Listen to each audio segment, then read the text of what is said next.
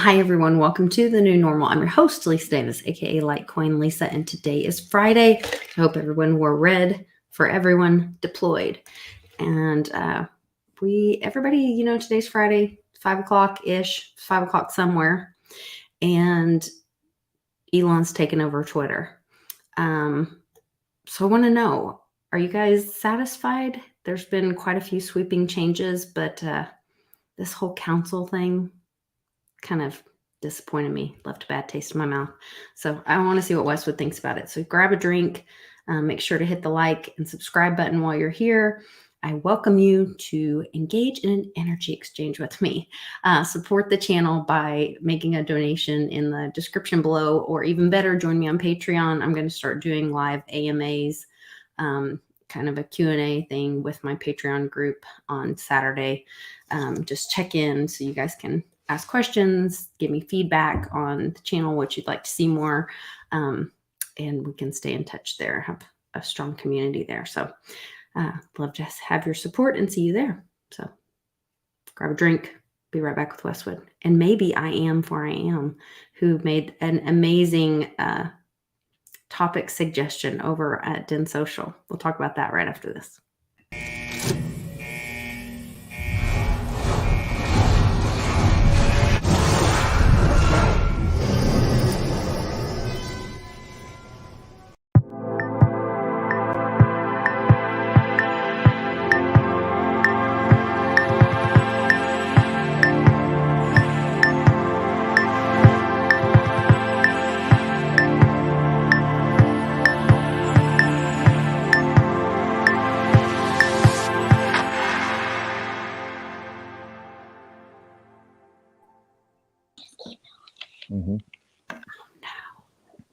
Hey! Oh no, from dark to light, Litecoin Lisa. Yeah, except it messed my camera up and totally.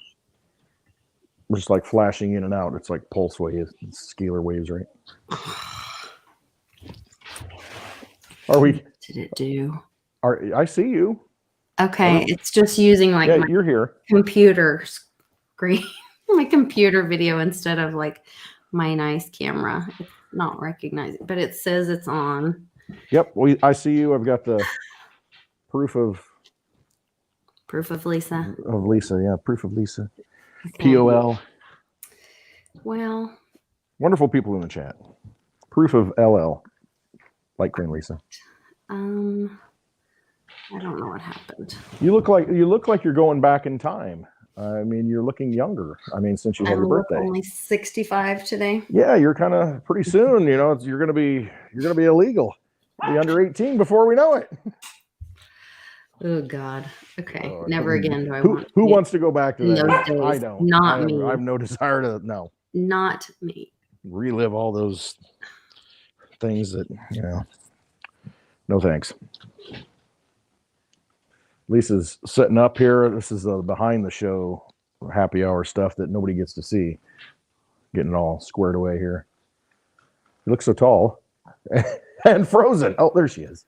I was about to sing "Let It Be," and I better not because we're going to get copyright. Yeah, no singing allowed. I'm not sure why it's doing this. I apologize, but anyway. If we're going to sing, we got to sing a little MC Hammer in tribute to Paul Pelosi. Yeah. That was a weird joke story. Of course, Santa was going to bring the hammer. Well, that's what I'm kind of going. Wasn't it? Can't touch this. I don't know. Maybe it's an early Christmas. Maybe it's an early Christmas. Where's Nancy? There was also a big thing about Watch the Water, which I just sent you. I know. You gave me 1 minute to show prep, and I couldn't do it. I couldn't watch the water, and I'm like, I'm watching the whiskey. I can't watch the water. No, there's a big Supreme Court decision hearing, which I really didn't see I was trying to read through it, to be honest. I didn't get to the whole significance of it. But my phone is turned off. I'm having all kinds of technical difficulties. I also saw something where they said like WhatsApp and a bunch of the platforms, Telegram, all those were having outages today or problems today. What is today? All right, you had mentioned with Johnny tomorrow. I looked it up. Tomorrow is the anniversary of this Black Tuesday stock market crash in 1929 that kicked off the Depression. Today, I think I looked this up before, but I think in 2017 wasn't October 28th the day the dogs. the day it's a 3-dog night, or something. We got 2 dogs though. Mm-hmm. No, I think October 28th, 2017 was the first post. Yes. Am I right? I thought Number it was 17? yesterday because I think maybe it was. It's the 28th, right? I think it's today. Yeah. Oh, that is today. We're 5 years out. Okay. 5-year delta. So we're 5 years out from the first post. And the first post said something about let it sink in. Hey, Mitchie. Let it sink in. And then what happened this week? Yesterday, Elon walked in Twitter carrying a sink. And he tweeted, let that sink in. Let that sink in. Weird, and that also had, one of the comms people said something about that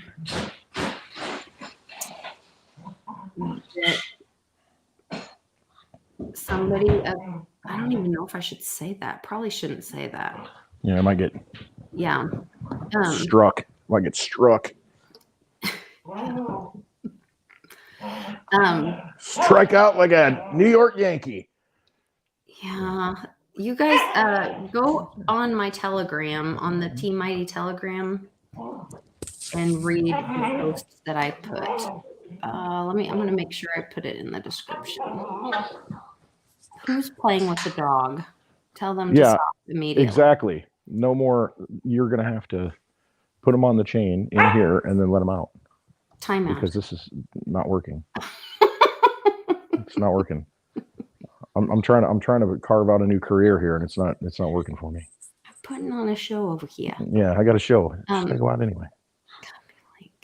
It's happy hour, baby, and we got dogs in this bar. It's like that Toby Keith song. It's like I love this bar. We got 2 black dogs. We got Mitch. We got an 8-year-old. Nice. She's quite the stitch. Mm-hmm. Let's see. And she says, "Just shut up. Just be quiet." Yeah, she's like, "Don't talk to me." Okay, I'm gonna go back, and you might have to refresh your. Me? I gotta. Anybody that's wanting to join the Telegram group, they might have to refresh their video to see in the new details, or go after the video, after the show. You'll be able to go and refresh and look in the description. I added the Telegram group so you can join the Team Mighty Telegram group, and that'll have what I'm talking about if you scroll up and look. Jim Montgomery confirmed it. This is the date in the chat, 10/28/2017. It's you go back and read that stuff, and I don't care what anybody thinks about it. But I've read through it. I read it all as it came out, all those posts, and it opened people's minds. I mean, it got people digging, it got people researching, it got people looking into things. Asking questions. Yep. It was definitely an awakening for me. Absolutely, a great awakening. And that's what was reiterated many times. And that's really what it was. And it was like, it was never a call to action as far as doing anything other than waking yourself up for this time that we're in. And I mean, hey, obviously it's a good time to be awake because there's a lot going on. Pay attention to what people are doing. These people that are your rulers, selected officials. Yeah. So speaking of Elon and the whole, let's go back to that. In the sink, I was really disappointed. So I was thrilled that he fired the person that single-handedly booted and banned Trump, which I thought was appropriate. But then he, I guess, made this sweeping decision to create a council of decision makers. Yeah. So that is somebody will screenshot that and they'll say, "Look, Westwood's in the club." Westwood's in the club. That is still publishing, and that should not be covered under the Section 230 protections, in my humble and non-legal opinion. And that's what's frustrating to me is like, you know, everybody was once again, were we looking for a savior in Elon? No, nobody's going to save you. Everybody's so quick to say that when they're like, oh, if you support Trump, well, nobody's going to save you. But then they're all looking to Elon to save their Yes. freedom of speech. Right. And All the Dogecoin holders. that's okay to look And to they're happy Elon to today. save your freedom of speech. And it's like, well, guess what? Fail. There's So still, what did he end up doing with this council thing? I have not seen it, so read it. I just saw Fill me it. in. Let me.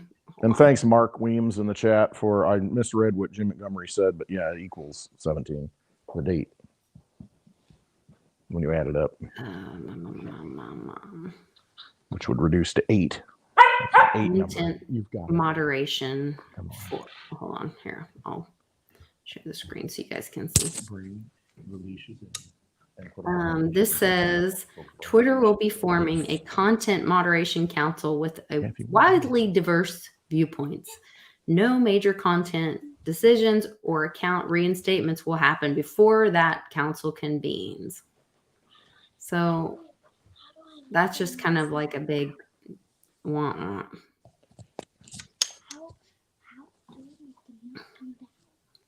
Anyway, so I was very disappointed, to say the least. Yeah, I mean, it's his company now, I guess. So I'm not sure what he claimed that he's going to make it a free speech platform for everybody. If you've got a council that kind of That's not free speech. puts in, depends what are they going to do? I guess they're going to determine who's legit, who's not. I don't know. I guess it remains to be seen at this point. And maybe it is, and they're just going to block things like child porn. But even that, like, I don't know, where is that line? You know, is it truly free speech if you allow everything and you monitor yourself? Like, where is you know what I mean?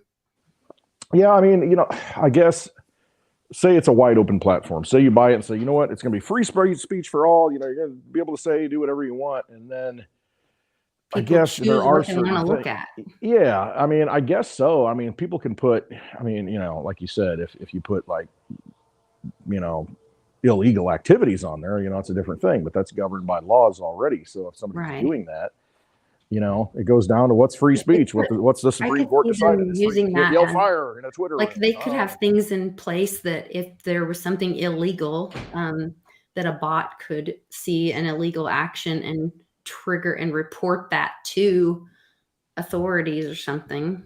Yeah. But then do you get into like, oh, well, you're judging what's legal or illegal, or you're that's the thing with free speech. I mean, and free, expression, I guess you could say it's evolved into that freedom of expression. Mm-hmm. Well, I mean, that gets into a whole constitutional thing at that point. What is speech? Like, whose job is it to, if you're policing, is that publishing too? I don't know. It's going to be interesting to watch it fall out, though, and how it's going to go. Kind of like he just gave himself a job he really doesn't want. Yeah, because I mean, really, if you think about it, you own this thing. You paid what, $44 billion for the platform. What, you're going to have people that hate him coming on doing who knows what, trying to, make the platform look bad in whatever way. And then how's he going to react to it if it's illegal activity? That I don't know. I don't know. I wouldn't want to handle it. It's like when we were kids, I remember people saying, you could be anything. You could be the president of the United States. Like that was something people would aspire to. Right.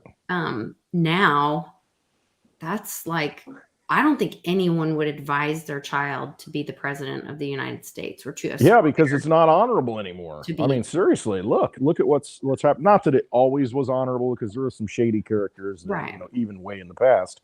But it's, I mean, look at it now. It's like, okay, is that an honor? I mean, is that the best and the brightest? Is that an achievement? Especially looking at what we've got there now. I mean, talking to the lawnsman and walking off and going the wrong direction on the White House grounds. And I mean, it's just not not as dignified as we once thought it was, I guess. Right. So I thought that was a disappointment. The council was a disappointment to me, because we'll I see. really thought it was going to be, the hype and the leading up to it was this whole open free speech, which I guess goes into the subject that I am for I am kind of inspired me to try something new for us. He went over to, hold on, I want to try to get caught up on the chat really quick, make sure I post everybody's comments really quick. Dogs, and thank you, Tom, for the comment on my hair. Shut the up. I saw you talking about that with public. Shut the up. Mm-hmm. Yes, all that. I remember when that happened. I can give you a little background on that. It was in a classroom, and this little kid, they recorded it, and the lady was speaking. I saw the actual video of it, and that's been the whole thing's been reused and voiced over in a lot of different instances. But the kid, he was shut up, and the parents are like, oh, get over here, grabbing the kid and like, shut up, what are you doing? It's like a public forum. The kid just didn't know. Yeah. I was trying to find the video earlier today so I could but when I search on that, it really doesn't. Oh, I'm sure it's all kinds of blocked. Yeah. Yeah, it's hard to come up with it. Yeah. But yeah, I remember the original video as a little kid that said that. Shadow banned. All Mm-hmm. that. Mm-hmm. So what are we talking about? So talking about what you're drinking. Yeah. Little Tito's, little Zevia. They were handing out Zevia samples at Sam's today. Were they really? Ran over there. Yeah, I thought it was funny. The guy's opened your purse up and said, would you like a Zevia sample? And have you ever tried it? And my husband's like, oh, yeah, she knows what that is. She drinks that. Can we mix that with open a bottle of Tito's over here and try it out? Yeah. I don't think they sell Tito's at Sam's. Oh, don't they? Is it because of the state, or is it? I think. Or is it just the brand they don't sell? Beer and wine. I don't think they do liquor. Is that an Oklahoma thing? Probably. Do you have to go to the liquor store to get that stuff, or can you buy? The Bible Belt. Okay, yeah, because in Illinois, we can send anywhere we want. We can go to Walmart and get Tito's. No. So this is Den Social, you guys. You can go log in. Once you do, you can either go to home or discover layers. These are some layers. We go down here to, they're in alphabetical order.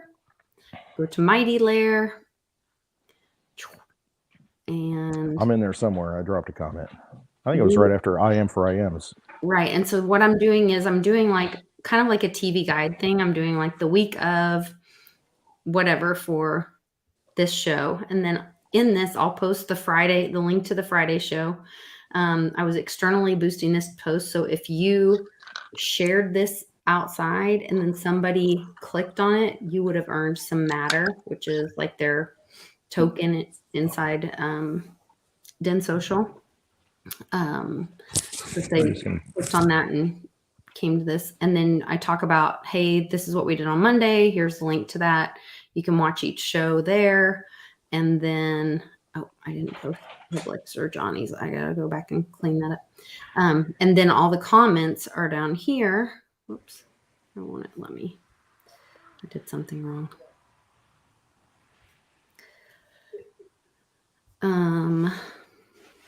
You did post on this one, or you posted on his post? I think I'll write off of his post somewhere, or reply to his post. But you can post on there, and then whoever has the top 3 comments for the week, I will give 1 lot, which is a layer ownership token to. So then you own part of the layer, which it's basically like a DAO structure. So we're all like a community group together, and we can vote on things and chat privately, and it's all encrypted and all that kind of stuff. So it's kind of cool. So I can go back to Mighty and let's see. There, this one. There it is. And there's 4 there. Comments. Okay. Welcome to Happy Hour, folks. Glad to have you here. This is the new stuff, though. Okay, so this was his idea. I'm just trying to keep the Nope. I'm Divide. with you, but this is Getting part of it. crazy. This It is is. part of it. So topic for one of our shows. If not, then what's next? I am. Great guy. He's on a lot with I'll jump on the Den social The thinker. coffee with Den on Wednesday mornings. And I am's on there a lot. And he says, I'd like to hear you talk with your friends on your YouTube channel. Are we beyond political fixes, given that the elites and the bureaucrats have all the power and the Fed Gov is too large to unwind? If we cannot undo and fix this Goliath corrupt Gov, what is next? Unfortunately, is likely won't allow for these types of conversations. Westwood is such an entertaining and well-read person. I'd like to hear his thoughts too. So I give me a lot of credit. Shared this with Westwood. I said, hey, let's do this as a subject for Friday.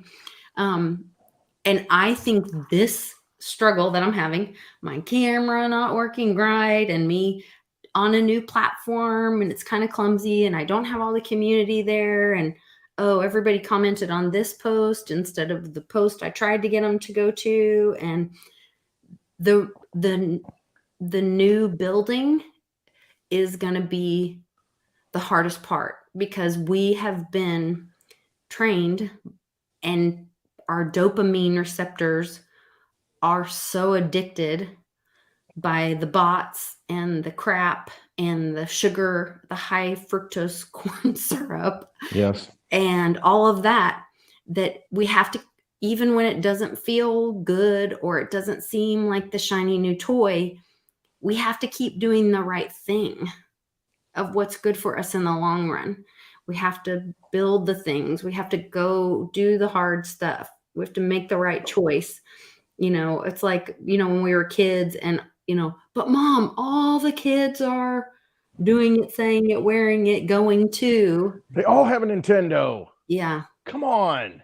Whatever that is. I don't want to go outside and play. I want to play Nintendo. I want to play Mario. Right. Duck Hunt. And Come on. Instead, I think it's going to be like that. And that's why I keep pushing people to go to Den Social, join me there. We have a great, I have people, that's part of the reason that we started doing the show on Tuesdays. Sean was like, hey, I don't have a chat. He's got great views, but no, he didn't have a community chat. And he was like, please, can we do like half the show on yours and then half the show over there so that we can get the community, the live chat over there. Yeah. And so we did that and we've been doing that and it's great. You guys are amazing. His channel's thriving now and doing really well. And that's because of the community, the strength and the power of the community. And that just shows who has the power, and it is we, the people. That is who matters. All of the power comes from the people. I mean, everything that happens comes from the people. It's just they want to rob it. And see, that's all they've done with these tools is made it easy. Here's a piece of candy. Oh, okay, that's good. Huh? Oh, there's a whole basket full. Bring it over here. So let's see what Clint Westwood has to say. I'm going to give him 1,500 energy because he commented. That's all I got to say right there. That's all I got to say about that. I think we need to chip away. Every voice of truth makes a difference in changing the path that humanity chooses. Each word, thought, action can choose someone to look at the current situation in a different way. The butterfly effect. The best thing we can do, stop giving energy to the vampires. So true. And Mark Weems posted as well. So I'm going to give him my next highest. What's my next highest? 610 energy. Is applied to Mark Weems. That's a great idea and subject to discuss. I am. So thank you both for participating. And I'm giving you my energy because we're exchanging energy here. NRG. That's what it's all about. It really is. It's about energy. What we choose to do with it. Now we can do bad things with it. We can do good things with it. We can feed other people or beings with it. Or we can choose to take it because it's ours. We're putting it out. We can take it somewhere else and use other systems that can benefit us rather than, okay, I'm going to work my whole life and half of it's going to go into funding this abomination. And I mean, you've got to find ways to whittle away at it, to chip away at it. And that's why I say that, because we way outnumber them. So if all of us do something small every day, that just brings that whole thing down, that Goliath down. I mean, there's just too many. You look at Gulliver's Travels, you think of Goliath, David and Goliath. Gulliver's Travels, the Lilliputians, they tie down Gulliver, who's a giant in their world. And all of them together, they tie him down with all these, and they're just little people, but together they can tie the giant down so he can't move. And so it's all about the collective energy and the power that's really there. Otherwise, why would they want to keep trying to take it from us? There's a reason for that, because they need it. They want it. And that's why I call them vampires, because they don't exist without us. I mean, they have to feed on us. And so they try more deceptive and devious ways to make us think that, oh, okay, yeah, I need to give you that energy. Oh, okay, yeah, I want to participate. Oh, I want to be able to go to work in your system, so I'm going to do this, and I'm going to do this, and I'm going to do all these things. And then it turns out, we were just kidding. You idiots went along with this, and that's it. It's it's an illusion. They're just deceiving us. So just go with what's in here, what you know to be true. And no matter what anybody else says or you think they say, just because it's projected on a screen, whatever, politician says, it doesn't matter. You know what's right. You do what's right. And you will be rewarded in one way or the other, by building a new community, by finding new people to be around, by your life is going to be healthier, whatever it is. You just got to do the right thing and disconnect from that system that drains you. Don't feed it anymore. Find ways not to feed it. Well, speaking of rewarding, I'm going to give you and Mark one layer ownership token for Mighty for, I'm going to tip one lot for participating. So you guys have more ownership in the layer. Thank you, lovely Litecoin Lisa. So when we go to vote on things, you'll be able to have more voting power in the layer. So, what's like the base, what's the base measure of energy that we have right now? I mean, what do we value our energy in? Most of us, we're kind of forced to do it. It's time. Time. I mean, but the money is kind of where they've got us entrained. That's where they take our energy. They steal our energy. Yes. Hey, we're going to give you this and we're going to inflate it and we're going to make what you have worth a lot less. And we're going to keep doing that. And so eventually over time, that's why the 35-cent Snicker bar now costs $2. Because, wait a minute, what happened? No, the price went up because there's more money to pay for it. And the money's going to flow into things. So the one thing that you can do every day is, okay, why would I want to put my money into that system and give it to these, banking institutions that then when you try and go and get it out, you can't get it. That's why I call them vampire casinos. It's poker chips that, they may redeem, they may not redeem. Try and take cash out of your account, see what happens. You can take that money, take that energy and put it into something different. Cryptocurrency has allowed us an amazing opportunity to do that and just completely operate outside of that. Completely operate outside of that.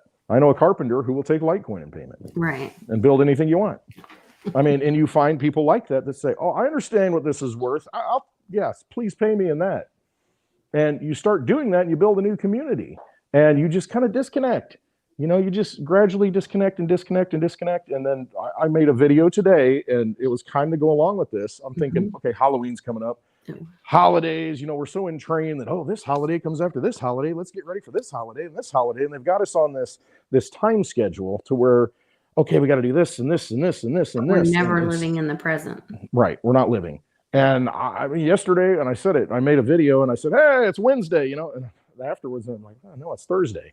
And I just lose track of time, probably because I'm getting older. But no, it's because I don't care. I'm starting not to care about any of that stuff. Any of those celebrations, holidays that they tell us to care about, days, even time. I'm just disconnecting and I find myself doing that. And I feel a lot better because I'm just I don't need any of this. I don't need this theater. I don't need this illusion. I'm going to go do what I want to do, and I'm going to give my energy to that. And guess what? If I don't turn on the TV, I don't know anything about Ukraine. I don't know anything about it. I don't, and it's just, you start disconnecting from that and stop giving it power, and you're done. And you do it little by little by little. And it's been a process for me, but take that paycheck and go buy some Litecoin. Yeah. Silver. Out. Well, and that's what the big guys are doing. When you look at what I shared also in the Team Mighty Telegram group, somebody had sent me kind of a scenario or possibility of what JP Morgan's doing with the silver right now, and that they're actually shorting it to keep the price down. And they are buying as much physical silver as they possibly can at the low price while they're shorting it. Absolutely. And then when it breaks, they they're are like, trying "Oh, to well." sell their paper derivatives as fast. They want to get, it's like hot potato. They don't want to get stuck with the paper derivatives. They know it's coming to an end. Yep. So they're getting rid of their paper derivatives as fast as they can, which is dumping the price of silver. And so you think, oh, it's going to go they're lower. I should buying wait. as much physical silver as they can, which means there's going to be a short squeeze here real quick. And some people are saying, remember the 5th of November. And that's coming up, Guy Fawkes. Yeah. At the same time, we're looking at, the repeat in history of the first day of the stock market, the beginning of the stock market crash from the Great Depression, and all of that is happening around, Meta dumping in the stock market, Elon pulling Twitter off of the stock market. Off the private company now, just completely gone. Yeah, giant amounts of money are coming off of Wall Street. Yep. Yep. So, and here's the thing: you may think that he paid $44 billion for it, but the thing is, now he has an asset. Now he has an asset in his own possession. He's taken it offline, and now he can do whatever he wants with it. He may, create a crypto platform, a messaging platform where you send crypto easily. Who knows? Wallets for everybody. I don't know. But he can do whatever he wants without being beholden to the powers that be at this point, other than, he's got to stay legal. But I mean, Wall Street, the pressure, he's the talking dividends. about violating that. But, he's buddies with all those COPA people, and they're already rolling around. That was the other thing that he posted today about, selling NFTs through Twitter and whatever, and Reggie retweeted him. I'll have to put it up there. It was pretty cool. And Reggie's like, "Hey, Elon, you can DM me here." Yeah, I got this patent thing that you might want to take advantage of, right? And if he doesn't know about it, maybe he doesn't know about it. And a lot of people probably don't, because they probably don't, and they just need to be put on notice. But and Reggie had a great idea talking about, I guess Reggie has some other ideas about, this was really cool. He said, "Hey, Elon, I'd love to strike up a conversation with you. We can use Twitter to power a bidding network to allow Tesla cars to trade, get ahead access in traffic, trade software upgrades, electric power, etc. via Twitter as the new Web 5 peer-to-peer value infrastructure. DM me here." No, great idea. Yeah. Because if you think about it, this came up before, and this ties into what I saw at the Litecoin Summit. Crypto Indio was talking about. They were talking about, they had a panel up there talking about social media, building your social media channel. How'd you do it? What'd you go through all this? All right. So they talk about the everything app. What's that app going to be that does everything, does all the money transfers and the communication, social media, everything, pay for stuff and all this. And you think, okay, well, you got a guy that's got this Starlink system that can link up, and you've got a guy that, is and he just interested in cryptocurrency, and you see Dogecoin pumping because, the whole Twitter deal. He also just released the Starlink mobile, the flat, where they can be attached to your vehicle. I don't know if it's any vehicle or if it's just RVs and stuff, but they can. I would think it'd be anything moving. Yeah, you can go anywhere with it. And so you think, what if there is that one thing, like Apple used to be that thing, it's like, oh, I can do everything on my Apple phone, iPhone, whatever it is, What if there's that app that can kind of do all those things, ties in everything, move your money around? And then what if you incorporate it or have it in space? What if that's the headquarters in space somewhere? Well, what rules apply on Earth at that point? I'm just curious. I mean, it's just thinking way outside the box here. So if this it's on based the Internet on Mars, of Things, right? The Internet of Things, but they exist, instead of existing in Wyoming in an LLC, they exist in the SpaceX some kind of Space Force Corporation or something. Who knows? I don't know. Yeah. The possibilities are pretty. He's pretty visionary. Now, I don't know if that comes from support from entrenched agencies or entities. I don't know, but I mean, the things that he's doing are like drilling holes through the earth and creating transportation on the earth, going to space, doing all these sci-fi type things. And now he wants this platform that has, communication abilities and connecting people. And I don't know. I mean, the possibilities are pretty endless with the right ideas. Does he have them? I don't know. I hope so. I hope he's, a benevolent, type of person that wants to help humanity. But then you got that Neuralink thing. I know that makes me nervous. Which, I mean, I see the benefits of it. I do. It's like any tool. If I see you the have benefits. control of it. But if it's linked into this platform that's like tied into Right. Starlink, and pretty soon it's the Then there's the singularity event middleman, to where we're right? all just, these AI creatures that are controlled. You're in the matrix completely at that But point. would you say that about any other prosthetic? Would you say that about a prosthetic arm? No, not unless it's like you're 75% robotic, and it's the brain thing. Since it's connected into the brain is the problem. To me, the potential problem, because it's like so invasive. What if how does it connect into your head? I mean, and what can it control? And why do you think that gives you less control? I'm just being devil's advocate. No, I know what you're saying. saying. I'm not saying that I have any answers or I know or anything. You got an artificial heart, or a pig heart, and you think, well, it works and it keeps me alive. So, but when you put it into the brain, does it control your thoughts? Does it make you do things, or can it be controlled remotely? I mean, I don't know. I mean, but the potentials are there to where you're not who you are anymore. That's where I have a problem, because I believe in free will, because I believe in the humanity making mistakes, and we grow, we fail, whatever we do. That's what makes us who we are, and that's what makes everything so beautiful, and that's what makes art beautiful. That's what makes the world beautiful. Now, if we're all just AI creatures, like see that in yourself and then be able to remove it. Well, that's the thing. I mean, I don't know. Fear is that. Yeah, well, I mean, your personality or your knowing of yourself. Or what if it makes you do things that you don't want to do? It's like, hey, we're going to war, line up. And you're just like, you can't stop it, like you're possessed with something, But I don't think a Neuralink could change yourself, your soul, who you are. Shouldn't be able to, but can it make you do things physically that you ordinarily wouldn't do? That's the scary thing. I don't know. Yeah, how is it connected and embedded in you? Yeah. I don't know. What's it do? Does it release like endorphins, and does it activate endorphins that shouldn't be activated at certain times? Does it activate adrenaline? Does it activate what's already in there and you can't control that? It's just doing it for you based on how you're supposed to react. Those are the kind of things that are like, I don't know. I don't know the technology enough, but just like any other tool, the potential's there to be greatly beneficial to humanity or very detrimental. That's why he's an unknown to me. I don't know where he stands 100%. I like a lot of the things he does, but there's that unknown, intangible quality about him that at any point, it just flips a switch and, oh crap, look at that power. Yeah. What did we do here? So back to what do we do? Mm-hmm. What do we do because I really want to explore this whole thing. This whole what if not, then what's next? So we have an upcoming midterm coming up. A week and a half, less than a little over a week. Like some people are saying it's going to happen. Some people don't think it'll even happen at all. Some people are saying red wave. Some people are saying blue wave. My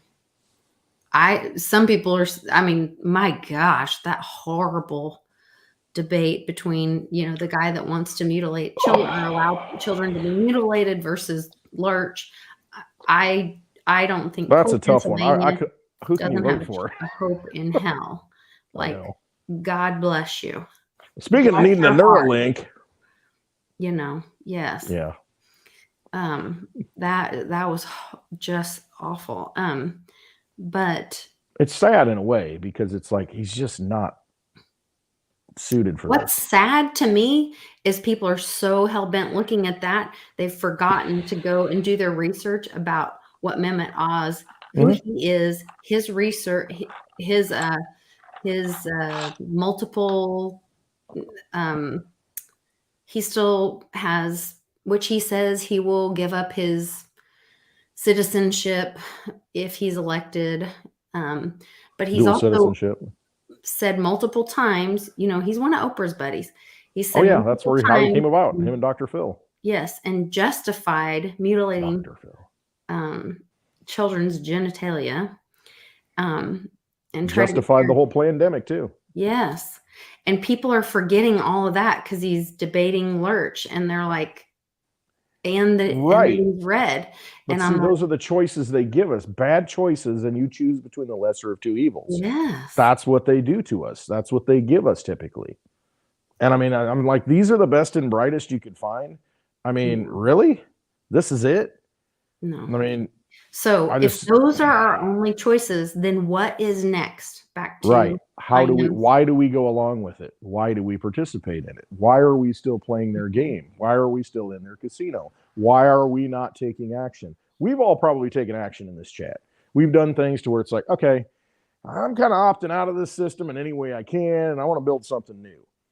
But the thing is, there are a lot of people out there who have not yet, and they're still in that left-right paradigm, that whole idea that, okay, we're going to fix things, we're going to vote the right people in, and then we'll watch what happens now. And it's like, but it's so big that you could have the best candidate who has the best of intentions and will do it, but he can't do it because the thing's so big that you can't unwind it. And I mean, then what do? You realize, okay, this thing's the Roman Empire. There's just way too many tentacles in so many parts of society. We just got to disconnect. And that's what we have to do. We have to find our little escape pods, however we can do it, disconnect, but then we have to start working together outside of it. Because if you're in it, it's like the Titanic, and that undertow is going to take you down. I don't think you can fix it from within anymore unless you just smash it. That's why I voted for Trump, honestly. I wanted him to go in there and smash it and break things and destroy things and tear this thing apart. Do what JFK wanted to do. And then you see what happens. Even if he wanted to do it, he can't do it. And I don't think anybody can do it at this point. It's just too big. So we just have to act on our own. Yeah. You quit feeding it, and you just let it starve and just collapse on its own. But it makes me think of that quote. Oh gosh, I think I have it in my notes. It's they came for me. Right. No, and I don't suggest we all just go out and just, exactly. Yeah. First they came for this group, that group, then they came for me. We have to be there for right. And that's why we have to educate. That's what's going on. That's why these shows and what we're talking about is so important, because there is a way out. You don't have to opt into everything that happens. Right. First of all, take your money out of the bank. Why do you got your money in the bank?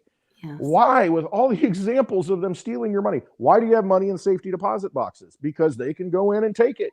Why are you participating at that level?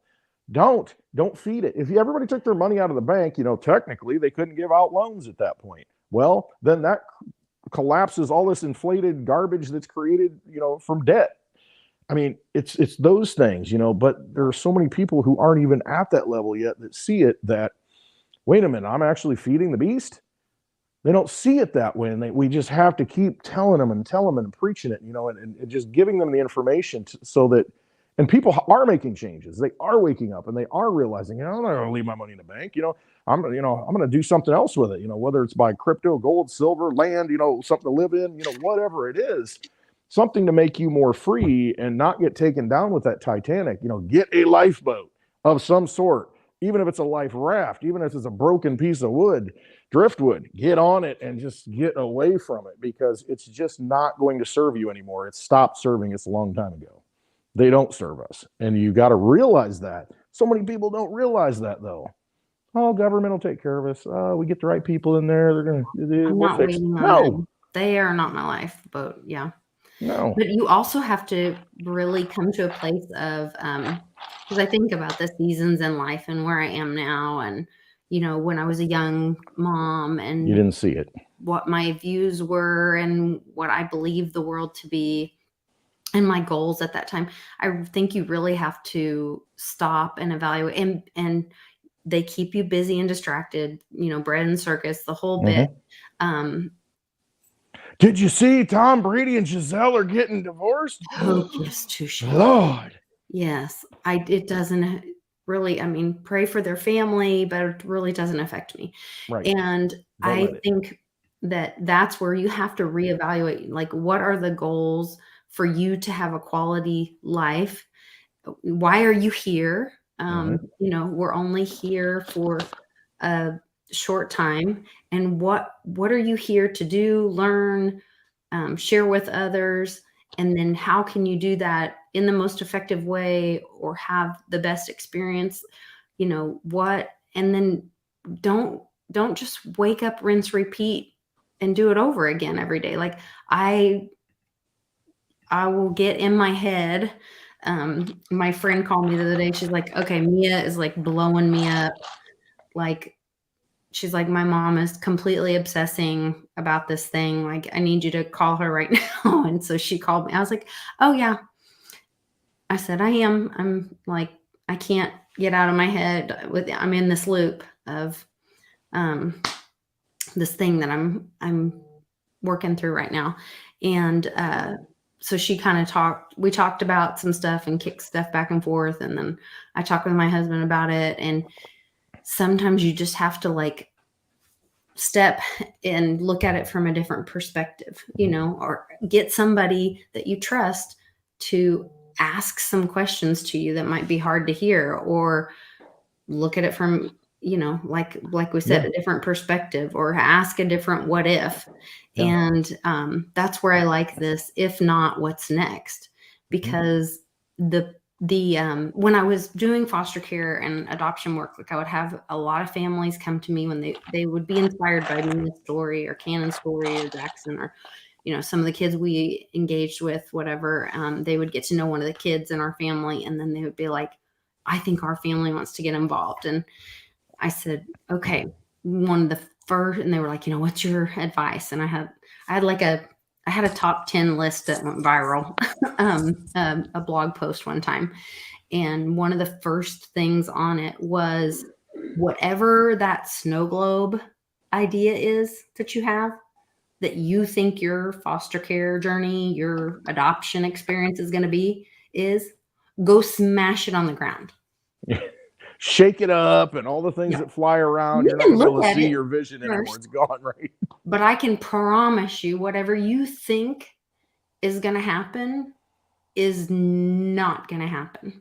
Yeah. Because like when we got involved with Mia, we were terrified of the system. I mean, one of my kids had been arrested. My biological children had been arrested in middle school for assaulting a police officer. We were the last people we thought that somebody would let a family foster children. I was like, I must be the worst parent ever. Like, our whole family's in counseling. Like, I didn't think we'd be allowed to be foster parents. And instead, the foster care agency was like, no, you guys were so transparent with everything. And the minute you saw that your kid needed help, you like jumped in. The whole family got counseling. You got help. Like, that was what we loved about your family. And so that led us down this whole path of like, so when we got involved with foster care, we were helping kids. We were terrified of the system. We wanted to help kids aging out of the system, because we're like, oh, we'll never foster or adopt. No way. I don't want the government in my business. That's so scary. And then we started helping kids aging out of the system. Well, then once that happened, we went to, sorry, my little video stopped. Then we found out about Mia, and we were like, they're coming to us and saying, like, if you don't say yes, she's not going to get her heart. And we knew that God brought us to that place to say yes to whatever he brought to us. And we were like, we don't know where that pathway goes. So sometimes I think God tells you, like, he stands right here, and like you're walking down a hallway, and he goes, oh, come here, come here, come here, come here. And you go and you say yes, because you know you're supposed to say yes. And then he turns the corner, and you were like, you're like, wait oh, a minute. I would have never known if you said, I didn't know all you had that to was go over here. there. Yeah. I just said I would go this way. Yep. But he always knew you were supposed to be over there. you Yeah, know? just gotta have a nudge. It's like Lisa So, pulling yeah. westward out So, on road trips. yes. So Oh, we'll just go sometimes to this one, you and just then have next thing to, you know, yeah, let go of that end point yeah. of what you think your life is supposed to look like, I hmm guess. So Um, basically, what you're saying is, that river of life's going and flowing. You just need to get in the canoe and go with it instead of stopping and getting yeah. off on the shore. Just let it go, right? But keep asking, keep asking and to keep taking action. Don't just wake up and sit on it, and keep thinking that it's going to be the same thing every day. Like you can make a decision to change your life every day. And it's the You small can do stuff. something different. Yes. It's the small stuff. It's not, I'm going to be president and change the world. I thought No. that at one point, and then I realized, wait a minute, they're going to change anything. Right. It's just broken, and so you can change it in a lot of small ways. You can touch a lot of people Mhm. every day, But you and can start growing your own vegetables. right, you can do just. And the thing is, the biggest problem people have. This kind of goes back to the crypto thing at the Litecoin summit, to where so many people are like, oh man, I can do this, I can do that. And Rice Crypto actually had a great what he said. He says, after the summit in I think 2000, I don't know, he went to a conference. And then, it took him 6 months to get his channel up. He knew he wanted to do it, but he's like, okay, it's not time yet. I need to get the right microphone. I need to get this. I need to get that. I need to get that. Yeah. And the lesson that you took from it, it's just like, just do it. Yeah. Just hold your phone, put your phone in a freaking car and turn it on. I mean, just do it. If you've got something to offer. Don't think that you don't have something to offer. You've got something to offer. It could be anything. Do what you love. Do your passion and turn the camera on while you're doing it. And somebody else is going to get inspiration from that. There's nothing greater than inspiring someone else to see things differently and start getting on the path to become the person they were born to be. So many people are living in desperation. If you can be that spark to that person through something silly you said, through anything. I mean, if you can do that, you've changed the world. I mean, that's the butterfly effect. The small things that we chip away at, those are the things that we have to do.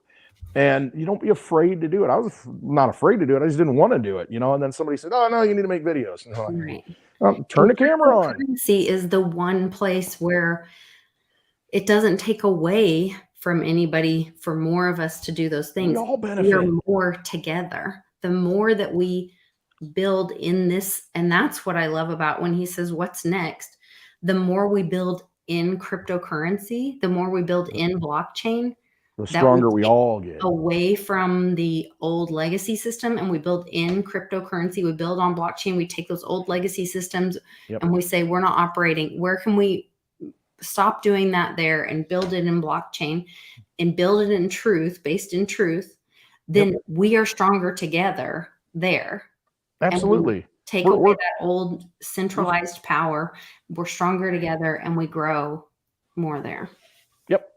It's the old tree that's dying. It's still got a great root system. And so you get the little trees that sprout up. We're the little trees that sprout up. Right. And we're going to grow into that mighty oak, using the old system and taking energy away from the old system as it dies and collapses. And here we are. And that's what we have to do. Johnny said that Loshans is coming out with an app. The Light Plus wallet. I don't know. There's Twitter. The master on Twitter is like got polls and stuff. What to name it. But yeah, this is going to be a great thing, because what's missing right now from Litecoin is you can do smart contracts on it. I mean, it's just not. You can do NFTs on it. It's just not.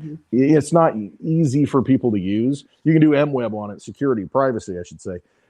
It's just hard to use. When those tools are built out, when a wallet like that comes out to where you've got privacy in that wallet, you can do atomic swaps, you can look at smart contracts that are built on Litecoin. When that comes out, the usability factor, then you will truly see that Litecoin is sound money for the digital age. It is a better Bitcoin. It is the best form of digital money out there.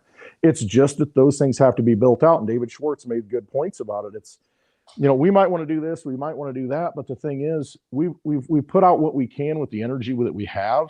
You guys take it and run it, build on it, make it what you want, because this is all decentralized. This isn't like some venture capitalist funded project. This is a project that's been running for 11 years nonstop with a decentralized community and decentralized development on it. And so take it and run with it. Build whatever you want on it. I mean, just like the Litecoin logo, the person that did it was on a panel, and he brought a proposal and said, hey, let's start doing the blue Litecoin. And That's cool. people started doing it. And there's still shirts out there with the silver Litecoin on it instead of the blue one. I mean, it's just, you do whatever you want. It's decentralized. It's like the beauty of cryptocurrency, the good cryptocurrencies like Litecoin, and I talk about Litecoin because it is, I don't have to qualify it. So if a government fails, their money fails. All the money you have in that system fails. The casino, you've got all these casino chips that, oh man, I got $1 million in these casino chips. I can take and spend them around town. Everybody knows what they're worth. Well, then the casino closes. You can't go back and cash them out. It's gone. They're useless. It's like Confederate money. You lost. And then with Litecoin, though, it runs on its own network outside of government, outside of borders. It's us giving power to it. And we've given enough power to it that it went from 0 to $54.85 right now. And it's just going to continue to build because there's only so much out there. Well, and you people get involved. A great job on that video today about talking about, you went back and looked historically when the halving, and typically 45 days before the halving. Lisa was listening. It goes, and you said in the last 2 halvings, it's gone at least 6 times. Yes, from the bottom. And so you did the math on it. And so that would be, and you were very conservative, I think. I am conservative on it. Saying that it would be a minimum of like $240. Yes. June 17th of next year. I mean, it gave you the dates. I'm just looking at it historically because, all it is a chart on human emotions. That's all these cryptos are. It's just emotions playing out. So here's my Litecoin prediction, everybody. This is why you came to the show, right? You want to hear some Litecoin predictions. So what I did, I looked at the last 2 halving cycles of Litecoin. And in 2015 and 2019, what happened was this. From the bottom, when the prior cycle, the bottom was $40 in this cycle back in June. Okay, unless we may get a double bottom wick down, to retest it, but it's going to be $40. Just it's the bottom through that, or buy more. Right, exactly. Because here's what happens in the next 8 months. If you got an 8-month timeline, I think you're golden or you're silvering. So what happens is the bottom price of these cycles, from the bottom, the price that it was to the next halving, Litecoin goes up over 6 times, and I just did 6 times because that was a little more conservative.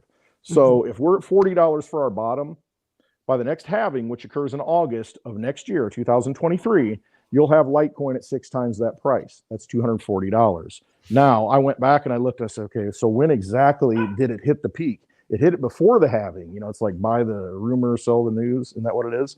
So, there's that run up before the halving. Then the halving's kind of a letdown because all that's priced in. So what happened is about 45 days, really it was 48 days and 44 days in the 2 halvings. That's when the price peaked, and then it went down into the halving. So I subtracted 45 days of when the halving is supposed to occur this next year. That put us at between June 17th and June 21st, a price of $240.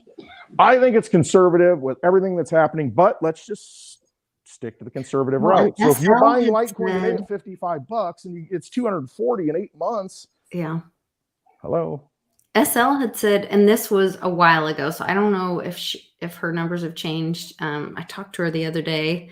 I need to do another video with her again.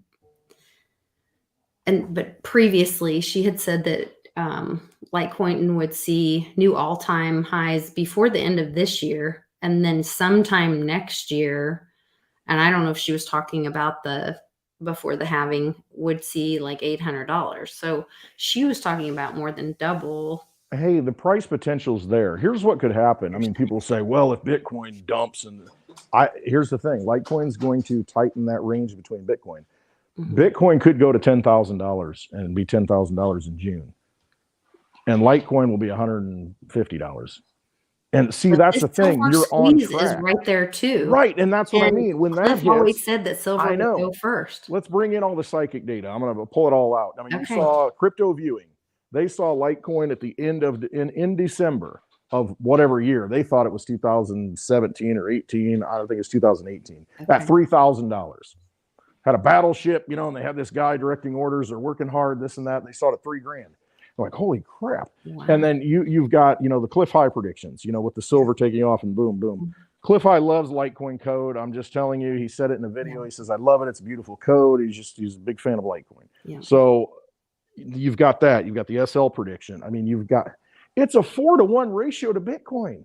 Mhm. I mean, and it's got so many other And things that it's backed by, or it's merge mined with Doge. with Dogecoin, and all and this Dogecoin's crap pumping going today on right now, I mean, which means that it will be. So what that significance of that, which we talked about with Johnny before, and we went and everybody, but that it will be even once all the Litecoin is mined, it will continue to be, the network will continue to be supported forever. right. See, this is a big problem that nobody talks about Nobody talks about it. because Bitcoin, it'll be 100 years before all the Bitcoin's mined out. Right. Even though it's less than 2 million out of the 21 million, it's going to take 100 years to get it because the reward keeps going down. That's what the halving is. The reward halves, and it keeps halving every 4 years. Same with Litecoin.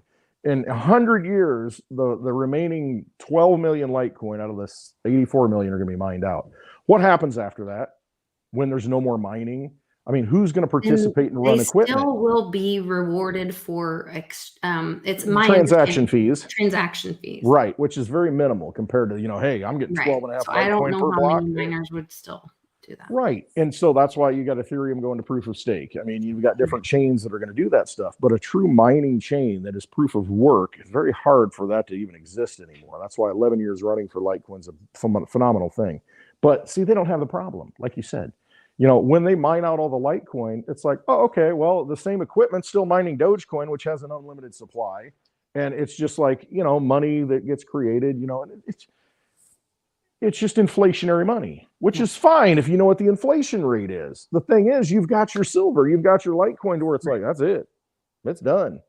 And I mean, the network continues to go though. and So then you've the got network is it's like the supported. Roman Empire fell, but the Byzantium, the Eastern Constantinople was still going on. So it was kind of still a Roman Empire, but it wasn't the original Roman Empire network. All right. That's good stuff. Litecoin, $240. You heard it here first, between 6/17 and 6/21 of 2023. Somebody capture that video. So I think that's what we do. Rub it in my We go face. and we build, but we build it on blockchain. We build it in truth. You ask the question. You wake up every day and you say, like, where do I want to put my energy? That's it. Where do you want to put your energy? And I want to put it where there's truth and freedom and community. And that's what I'm trying to do. And we can all make that choice every day. Yeah. And that's it. It doesn't matter. Where are you going to eat today? Oh, I'm not going to eat at that place because, they do this and they give their money to this organization. Right. Okay, fine. I'm going to give it over to this. Right. And people say, vote with your dollar. Vote with your energy. Yes. Because the energy is a bad store of the dollar is a bad store of your energy. But vote with your energy. Spend it where it's going to be most effective and beneficial to humanity.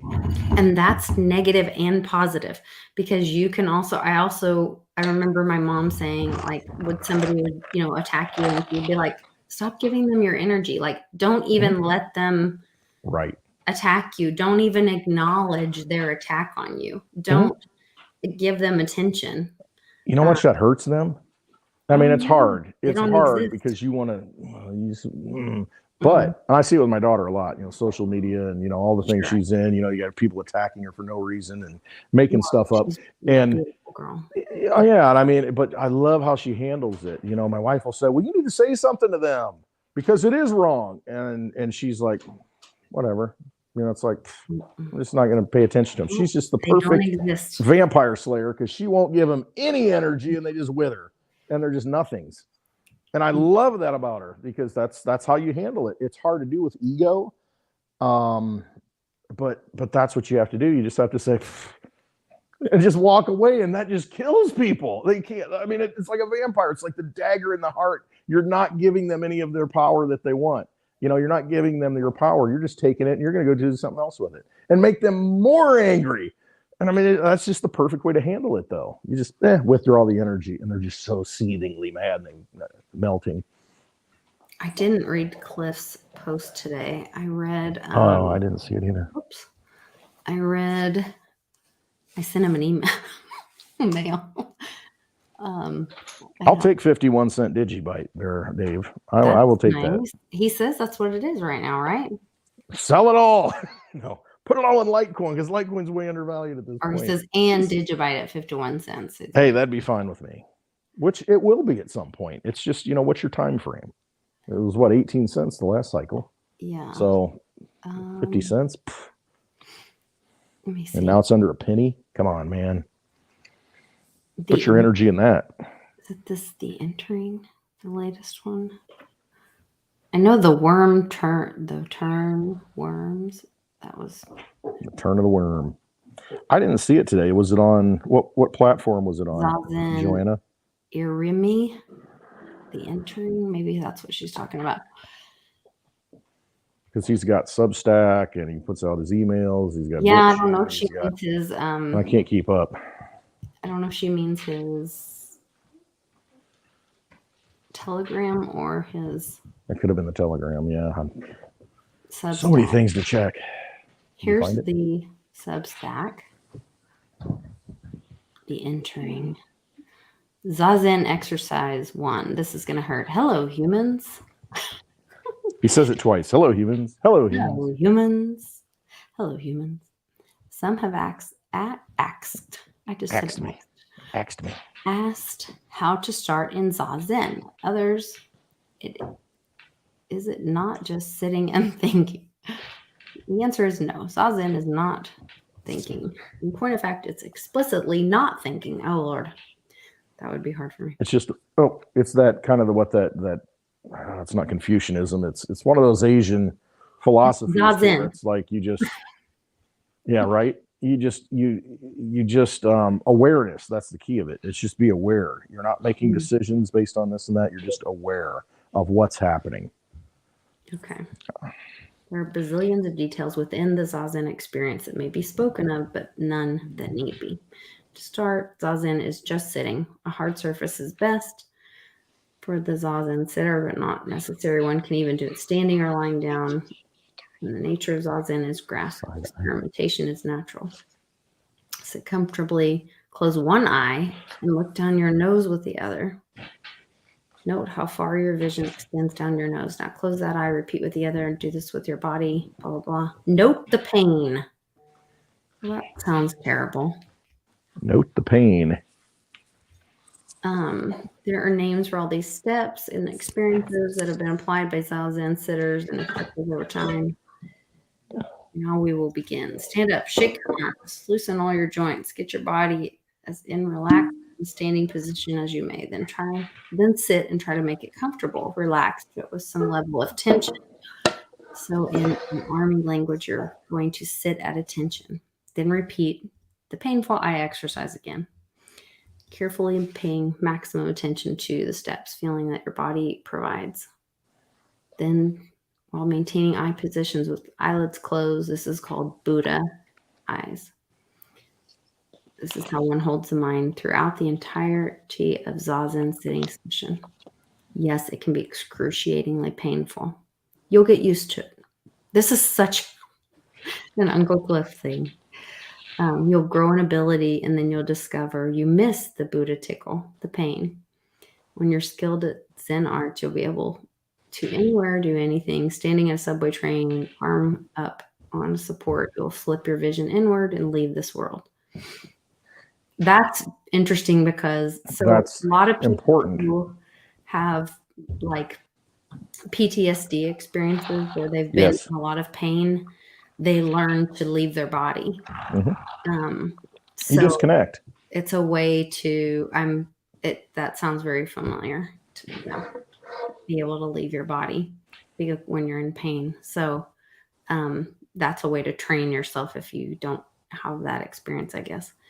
The goal, there are very few in Zazen to maintain Buddha eyes throughout the session, that when it's completed, you return to a plane of existence, that your eyes will still be focused down your nose as you raise your eyelids. When you do this after a solid 10 minutes, you'll know you're very advanced on your ruling world. Well, I've done it for over an hour. Wow. Doing a little Zazen. Because you have no idea what's going on in this bar. I mean, you can hear it now and then, but Zazen now and then.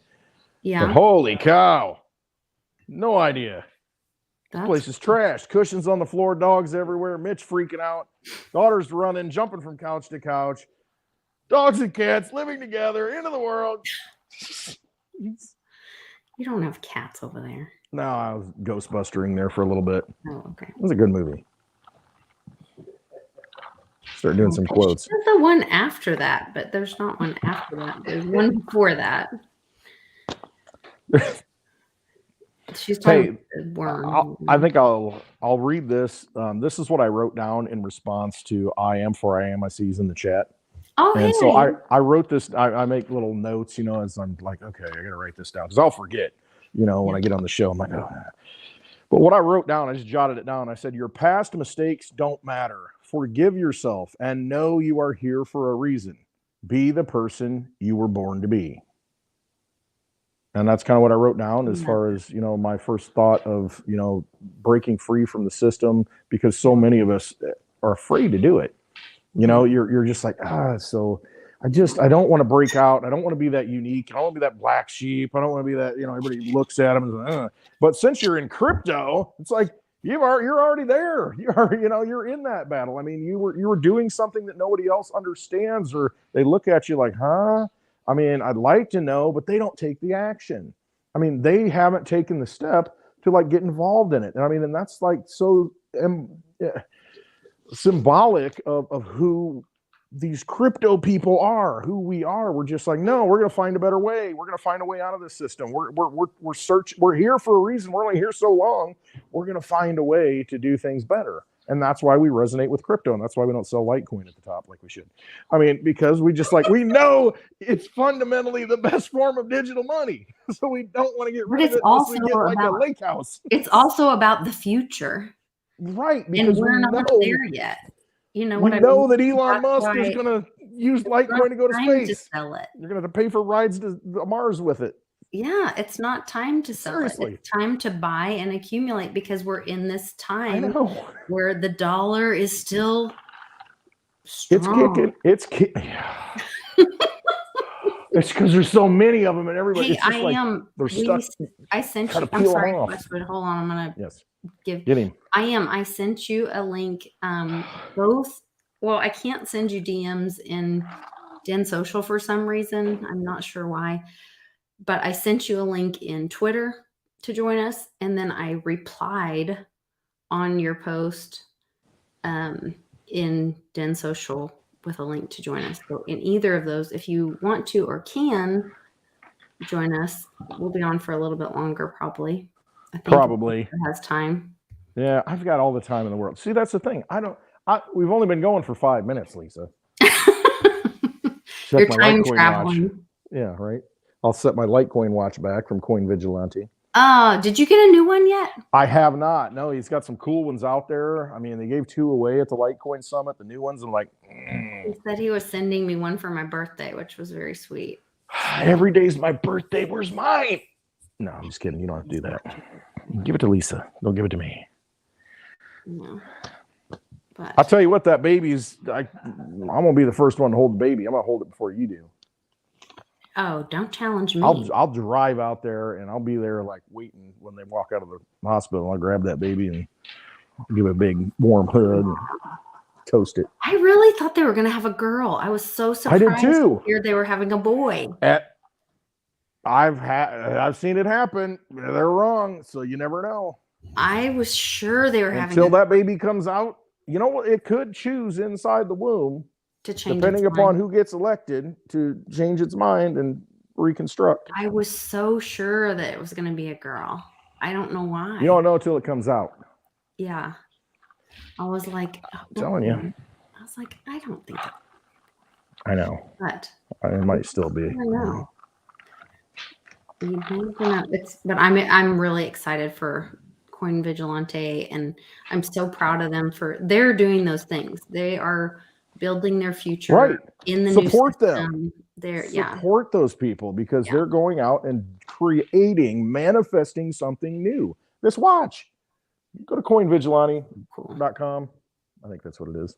Look at that Litecoin watch. What time is it? It's Litecoin time. It's Litecoin time. Yeah. Just saying. Yeah. You can pay with Litecoin too. Mhm. support the ecosystem, and then go and take some dirty fiat and replace that Litecoin. And then you got to Well, and that's what Uncle Cliff's doing right now is, while the dollar is strong, he's get everything you can. replacing 15 years worth of tools, supplies, right? he's buying tires. Yeah, he said he's buying 15 years worth of supplies, tools, things. Right, because do you think it's going to get any cheaper? If the dollar exists, it's not going to get any cheaper to buy those things. And if the dollar fails, you're not going to be able to buy them. Right. I mean, things are going to collapse at that point. The supply chains will go to nothing. Mississippi River, look at that crap that's going on. I mean, with the barges, the narrow channel trying to navigate that stuff. I mean, you don't have any. I mean, and so much that's stuff what goes down that that river. lawsuit was talking about is another state was pumping the water out. Hey, I am. Hey, how's it going, everyone? What's going on? Welcome, my friend. I'm a little shy, so I That's kind of all right. I don't want to dox myself, so I keep putting different pictures up. I thought Christmas was coming early or something when I saw the picture. Santa has arrived. There is a resemblance, my friends. There is a resemblance. All right. I love it. I'm honored, Lisa. Thank you very much for John the Teeter. invite.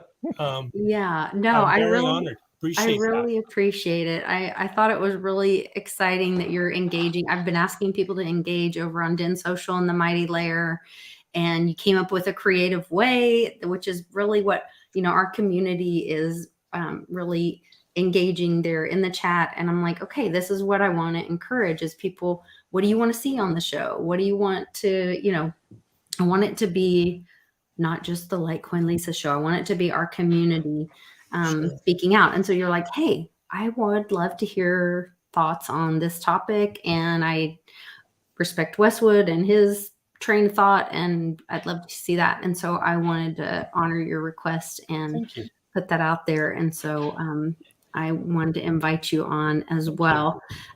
Did you get to hear what we said? I know you were a little late on the show. Unfortunately, I missed the first 45 minutes of it. We You're had fine, family then. come in out of town last night, and then they're just kind of passing by, and then picking up the high schooler from school and this, that, and the other thing. So I haven't been able to really be online at all today. Oh wow! I admire what little I know of Westwood is being a learned man, well read, I guess. You'd mentioned Homer and the a little bit. and Yeah. Odyssey. I've forgotten more your than I learned, brother. And I don't know. I guess I wrestle finding joy in my heart, to be honest with you, when I was such a dedicated, hardcore constitutionalist, I guess you could say, and actually even lobbied at a state capital for a while for a small stint. And I just became so disillusioned with politics because of the money, but love crypto. Yeah. And have always, embraced that. And so anyway, I feel that that's part of the solution, but it's not going to be a complete solution if we don't have more control or more people unplugging from the media. Yeah. The media is and quite honestly, unplugging from sports and what the Kardashians are doing, and all of these other things to start understanding their environment around them. And until those kind of things start falling in line, that's my pain in my heart. I feel that it's somewhat hopeless. And then I think, well, we have to affect change. And maybe I won't see it in my generation, but maybe the next or the following. And that's kind of how I look at it, because history certainly repeats itself, or rhymes, shall we say. And I think that what we're seeing right now has already been foreshadowed in books going all the way back to Homer, right? Yep. And I guess that's kind of where I go. I like that kind of conversation because it's more than just unplugging. It's, I consider myself an agorist. I believe that we have to, beyond unplug, we have to start trading and interacting with like-minded people, such as if I grow 2 potatoes, then I'll trade 1 potato for 1 of your eggs. And there's no third party middleman within that transaction, i.e. government Uncle Sam. And No, that's, that's I guess that's where I'm 100%. going with it. 100%, because I mean, if you think about it, if we all collectively have what the other person needs, it's just a matter of us finding each other. We don't Right. need government to overlay that and build some structure. Yeah, it can help if done efficiently. And, that's how these civilizations have cropped up, because, okay, well, hey, we got a storehouse of grain. Let's all get together and, store the grain, and then we can trade it. Okay, all these things, these structures have been put in place that have built themselves up. Well, they've gotten themselves built up so high now and so big and bloated now that they're ineffective. And so, okay, we got to reverse, go back to what's necessary, what's important. It's about, first of all, finding food, finding shelter, and finding people who can create that, and facilitate that environment, and goods and services that we all need. And we can do that without government. We just need a medium of exchange, whatever that may be. And government, just because they say that, this is the coin of the realm, I mean, that doesn't mean that that's what we have to use. I mean, we can use anything we want. It's just that this new invention of cryptocurrency in this digital age has come along to make it very effective, efficient, transparent. We can trust it. We don't have to worry that the coins are getting shaved. It's just a perfect form of money for the digital age. However, if we're just talking to each other, like you said, the most base thing is, hey, I got to eat tonight, or hey, I need a cup of sugar. And you go to your neighbor. It's like, oh, hey, by the way, I need a cup of flour. And it's just getting together and providing what all of us need to fulfill us, and get through the day. Yes. I mean, so I would say, and I don't speak for all my agorist friends, but I would say agorism kind of, one of its foundational thoughts or beliefs is that a political solution is not going to happen. Right. And No. we have to start thinking separate from that political solution, how we can affect change and fix it in much more smaller groups, if you will, including cryptocurrencies. And that's, I guess, how I've kind of fallen into that. So my progress, and I use that word specifically, progress, has gone from being more of a conservative Republican to libertarian to an agorist, or agorism, meaning that there is no political solution. We have to, with peaceful, voluntarily, interacting with others, we have to, essentially, it's kind of civil disobedience, but peacefully. So I'm going to peacefully trade Litecoin or Bitcoin for whatever items I possibly can, knowing full well that I can't completely divorce myself from the system, but I can at least start that change to start happening. Right. Otherwise, you sit back and you say, we can't fight City Hall. Yeah, no, I think that's most people, I should say most people will agree with that, I think. And it's just, we've been entrained with this thinking that, well, the only thing, death and taxes, the most certain things. You can't fight City Hall. These types of, cliches to where it's, no. I mean, don't get stuck in that rut to where you are inactive and don't take action. It's important to take action and not take up arms, against the sea of troubles. No, it's to do the things, like you said, that on a daily basis, what do we need that the government is not providing? The things that we need that we can get elsewhere and survive and do the things we need to do. Well, think about the communities that do exist in this country outside of the government in peaceful ways. Think about like the Amish. Mm-hmm. Right? I mean, yes. Am I wrong? There are groups that exist and that opt out. A lot of Mennonites are the same. Mennonites, those kind of things that opt out. And so it's not that it's not possible. They have existing systems or structures, community rules that are agreed upon.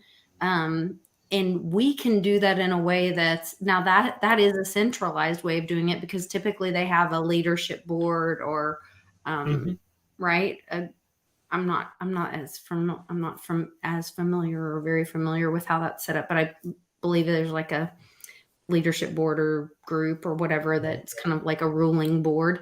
But we could do that in a decentralized way with something like a DAO, where the community votes on the rules, and then the DAO structure manages those things, and the people are handled in that way, or the decisions are made in that way, with voting power and weight. Sure. You know, I often we have all the pieces, I guess. Right. We do. We just need to start using the tools that we do have and start interacting with those that are like-minded, and find them out, seek them out. Like you said, Westwood, we have to seek them out and find them and start interacting with them. I often talk about how, you know, let's say my grandparents, and I'm in my late 50s. So my great grandparents and my grandparents, you know, they knew who their neighbors were. They did, you know, they went to different churches than their neighbors, but the church was kind of the safety net, and the neighbors were also the safety net. And during the Great Depression, that was certainly the safety net as well. And, you know, if John over here had, you know, lost his job, but he was a really good mechanic, well, you know, he's talking to another neighbor, and another neighbor learns about John and talks to another neighbor. And there's that kind of word of mouth, or it's spoken about after church, or some kind of posting at the bulletin board, or that kind of thing. And it was, you know, of course, pre-internet, but there was interaction, and that was the safety net. People didn't look to the government for that handout, and they looked to the church. And when government subverted the church as a safety net, all hell broke loose. Yep. Yeah. So in my education with foster care and adoption and all that, I found out about somebody just drove up in my house. I found out about this, that the first foster care case of children being removed was actually done by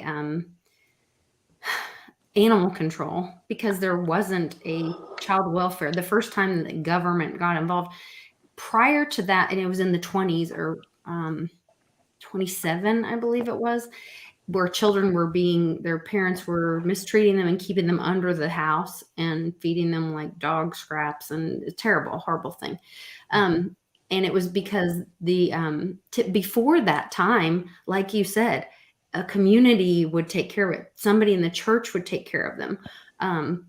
Even when the war happened, Cannon and I were watching a movie, and he's like, "Mom, what are they doing? Where are they sending these kids with tags on them on the train to go live with their aunts and uncles?" And I'm like, "Yeah, honey, that's what families did. Mm-hmm. If somebody's child, if their parents passed away or something happened, like, they would go live with their aunt or uncle, or they would go live with family, or if a parent was not feeling well, family would take care of family." Now we've sent our elderly parents to nursing homes. Right. So people don't know what death is. They don't know the gifts of living with elderly parents and knowing the history and all the stories. I think about like all the things that I learned from being around my dad, and the education of the hours of history that my dad taught me by sitting at the kitchen table with him, and hearing the history of this country and Oklahoma and Texas and, all around. And then also taking care of community where, like you said, the church, the community, a board. It was like, no, we pay taxes, so we're entitled to not care about each other anymore. Right. The government should take care of that. And I use the example of, you go out and, I live out in the country, and, you'll see trash in the ditch. Somebody will throw a can in the ditch or a McDonald's bag in the ditch. And you think, so many people think that, not around here, but I mean, so many people think that, well, why should I have to pick that up? We're paying people to do that. You know, our tax dollars, you know, we're paying all these people, you know, they got their pensions. They should go out there and pick that up. And it's like we've outsourced who we are to government, and they're not a good steward of our spirit. And it just comes down to take care of the things that are around you, the family, the community around you, and know those people and fix it yourself, because government will come in and say they're going to fix it, and they're not going to fix it. And they're going to take more of you and promise that they're going to fix it. And then they'll take more and promise they're going to fix it. And you see it in the campaign season right now, all these people, you know, oh, I'm going to do this, and we're going to lower prescription drug prices. You know, we're going to sock these oil executives because they're taking all this money. Meanwhile, the government makes more money in taxes because there's, you know, the higher price of fuel. That's another way that war was weaponized against our own people. Justifying war in another country. Well, we had war, so we had to have taxes to pay back.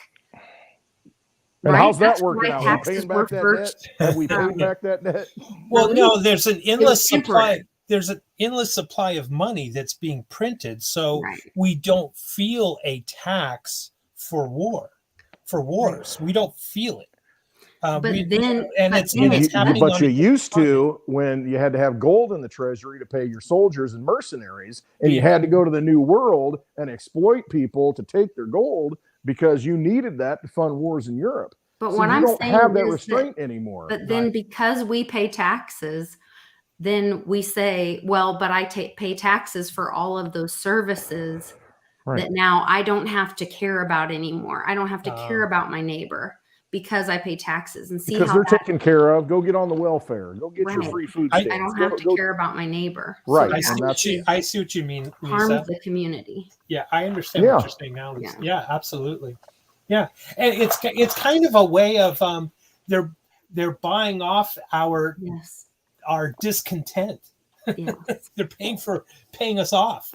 Yeah. You know, I paid my taxes, so you know, I'm entitled not to care anymore. It's not my problem. Right.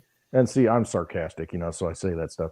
I'm not serious, but that's what's happened. And see, the thing is, they know that they're doing that, and they've done this for generations, and it's all part of a vampire system. So I call them vampires. They're soulless people.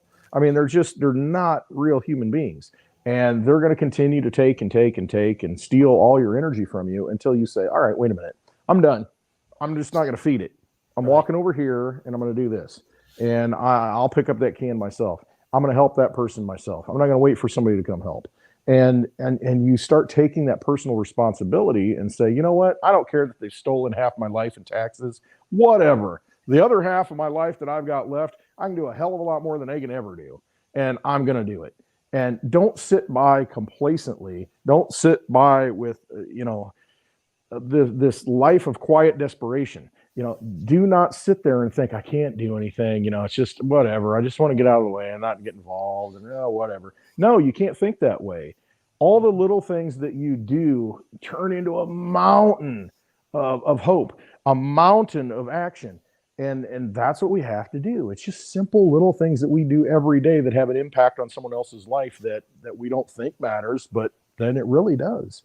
And there's so many of us that if we just put a little bit together, like an ant, you know, we all contribute a little bit. Look what we can do.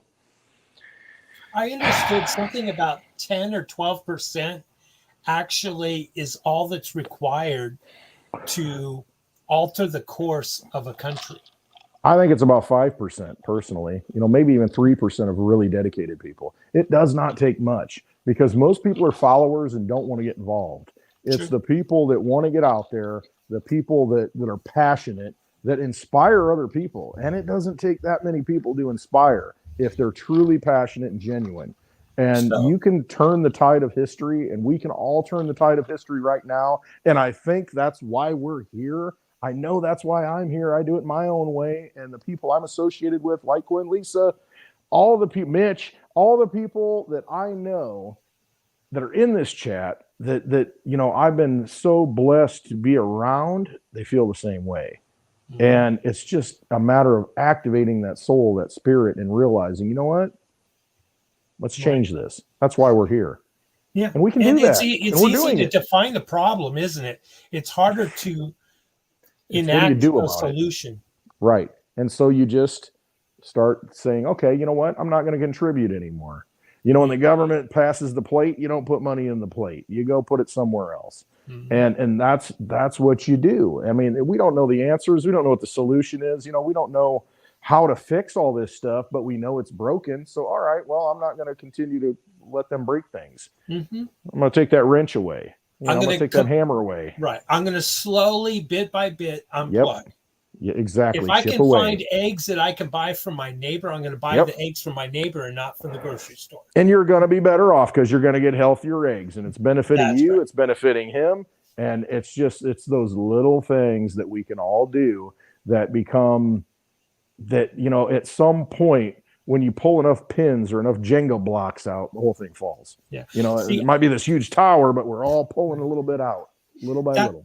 That's another thing that I love about crypto and its message that tends to get lost along the way is that it's just that. It is when we start defining government as the third party, and how we talk all the time about, not your keys, not your crypto. Well, and don't leave your coins on an exchange because it's a third party. You want to be in control and this kind of thing. Well, the government is the third party, and it's interjecting itself between two parties, two consenting adults, or in a business transaction. Forget the part in the bedroom, whatever. Right. Yeah, I know where you're going. But that's, so we can use crypto as an example of not your keys, not your crypto, no counterparty risk. Don't let someone like a bank get in the middle between you and a transaction. Well, hey, there's another example.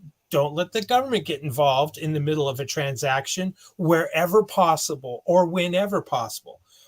And being a steward of your money. Less debt is going to give you the freedom to purchase and make more purchasing with like-minded individuals.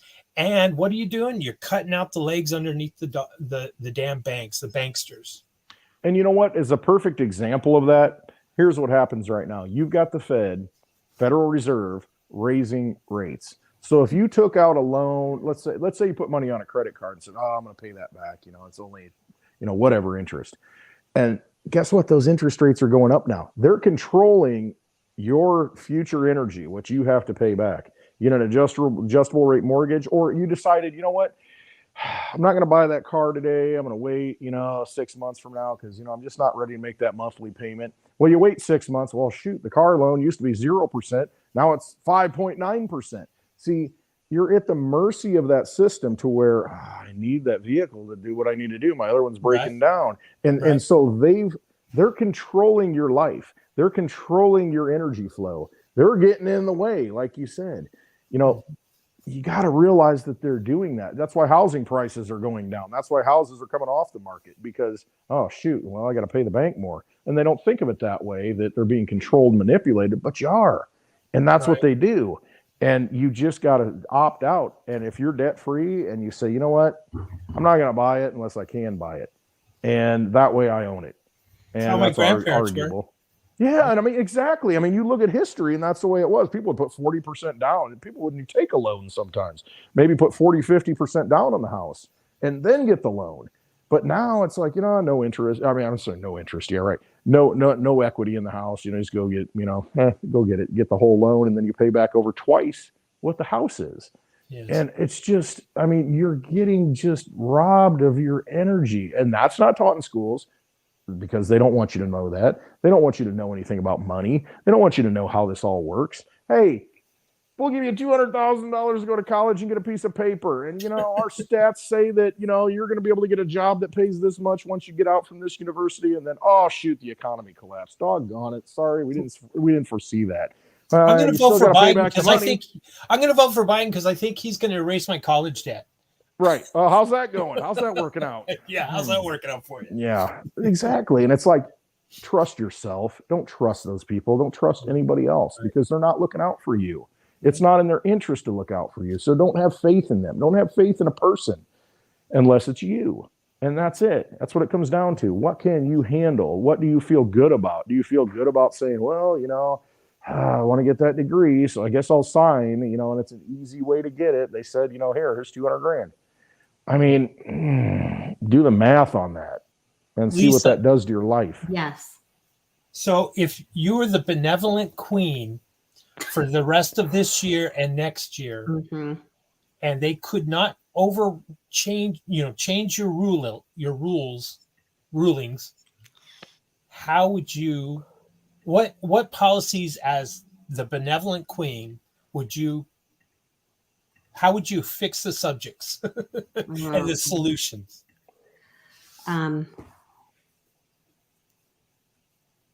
Well, I would get rid of money completely. Right. And just that way everybody just barters. Like what you own, completely get rid of debt and money.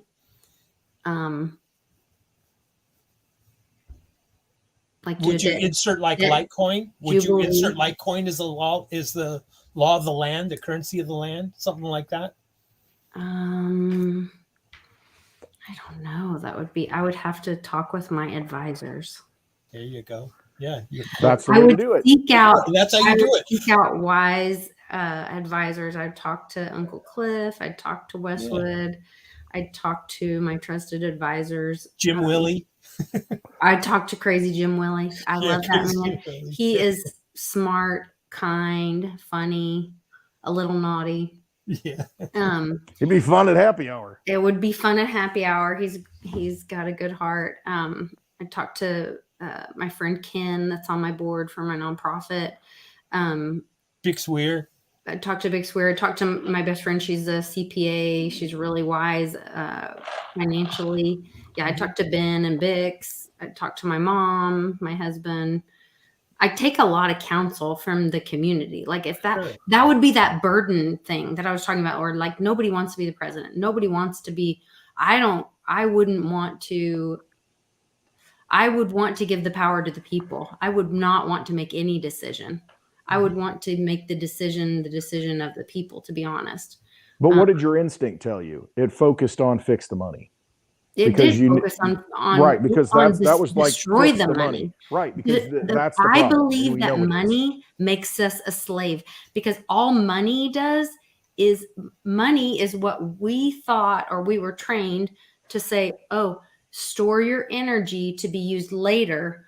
And then a third party said, well, we're going to make this your energy.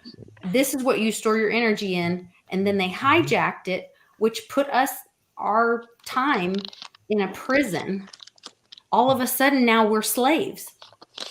It's like if you took yourself and put it in something to be used for later, like you're a genie in a bottle, you put yourself in as a genie in a bottle to be used later, and then somebody else hijacked that bottle and they took it away and stole it away, or made the bottle smaller or bigger or whatever.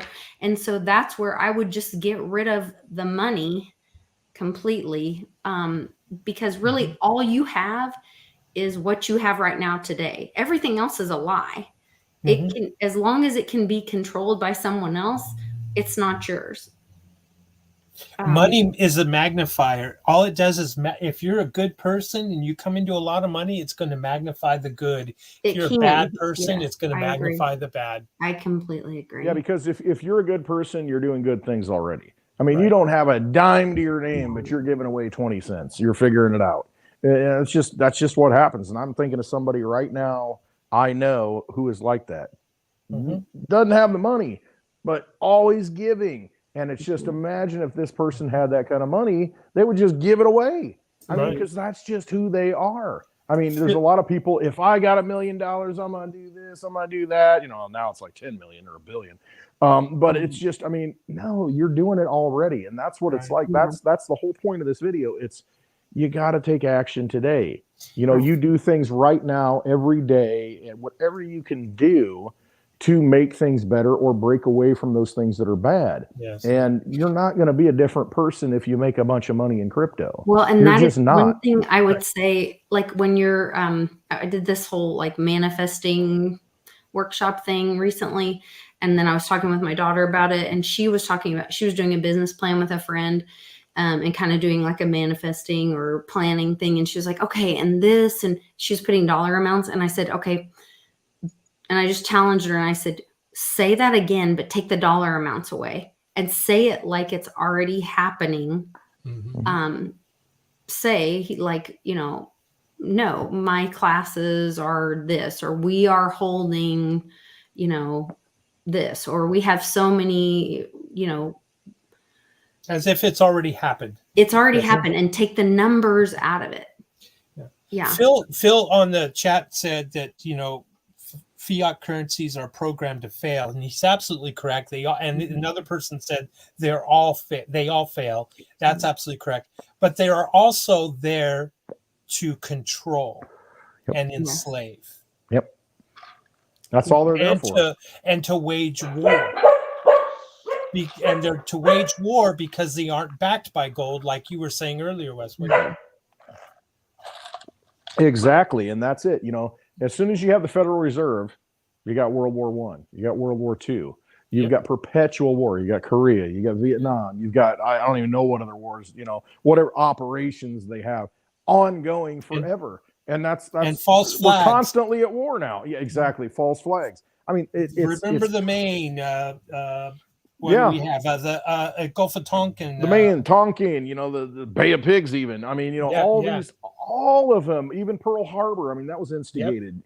All of it was instigated to perpetuate that, military-industrial complex that Eisenhower talked about. Yeah. And I mean, it was big enough at that point that as the president of the United States, he realized that before Kennedy came in. So his address was 1962.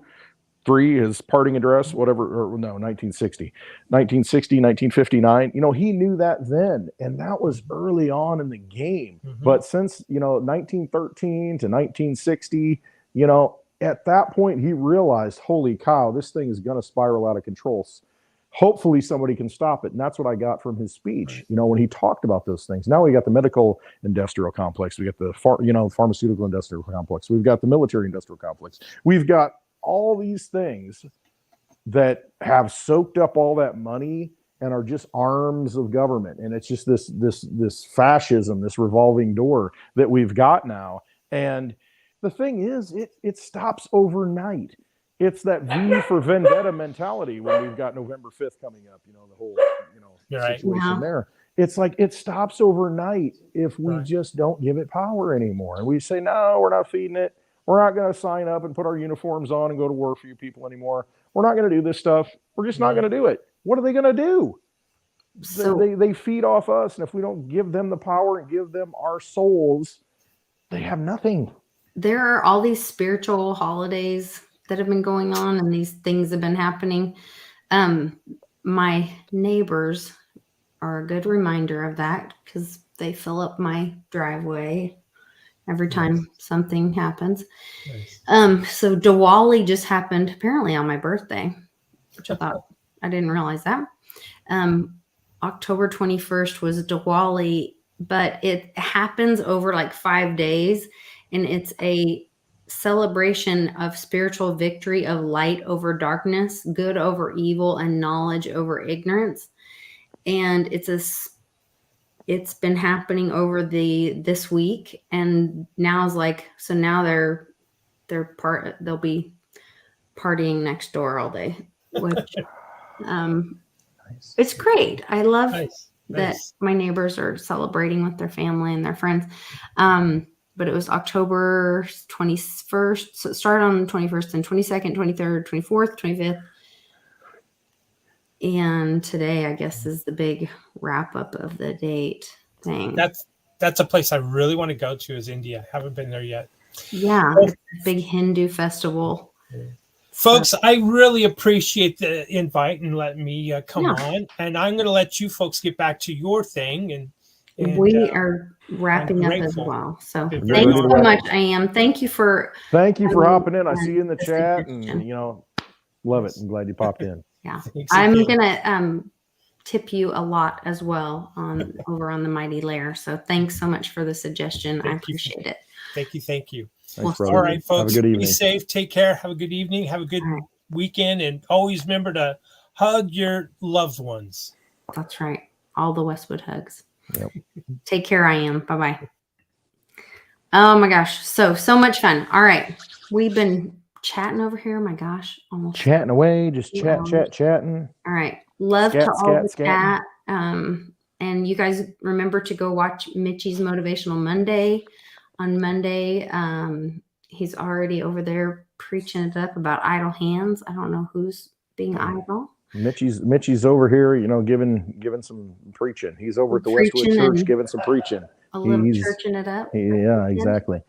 Um, I want to have the last word, of course, when you're ready. you knock it out. Take us out with the last word. All right, trust yourself and always remember, if you're surrounded by clowns, always go for the juggler.